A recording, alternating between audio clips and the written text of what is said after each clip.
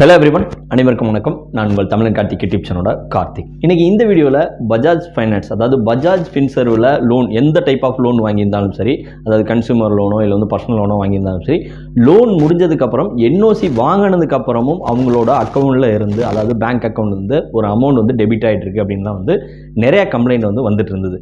இதை நேற்று ஒரு நண்பர் ஆஃபீஸ்லேயும் பேங்க்லேயும் போய் ரெண்டு சைடும் கேட்டு ஒரு கிளாரிஃபை பண்ணியிருக்காரு. அதை எல்லாரும் தெரிஞ்சுக்கணும் அப்படிங்கிறக்காக தான் இந்த ஒரு பதிவும்.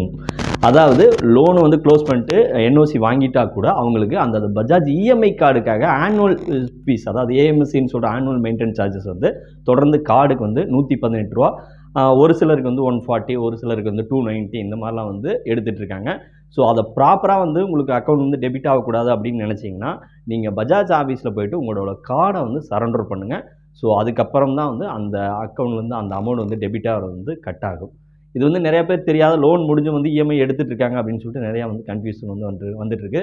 அதாவது இசிஎஸ் மேண்டேட் ஆக்டிவேட் பண்ணால் அது நம்ம எத்தனை மந்த்துக்கு ஆக்டிவேட் பண்ணி வச்சுருக்கோமோ, அதாவது 12 மந்த்ஸ்க்கோ 18 மந்த்ஸ்க்கோ 36 மந்த்ஸ்க்கோ அந்த மந்த்து இஎம்ஐ மந்த்து முடிஞ்சதுக்கப்புறம் உங்களோட இசிஎஸ் அக்கௌண்ட் டெபிட் ஆகவும் கூடாது. இதான் ரூலு. அதனால் இந்த கார்டுக்காக தான் அமௌண்ட் டெபிட் ஆகிட்டு அதெல்லாம் கிளியர் பண்ணிட்டு எல்லாம் சரண்டர் பண்ணுறவங்க பண்ணிக்கங்க, இல்லை தெரியாதவங்க தெரிஞ்சுக்குங்க. ஸோ சின்ன பதிவு தான், எல்லாத்துக்கும் ஷேர் பண்ணுங்கள். நன்றி, வணக்கம்.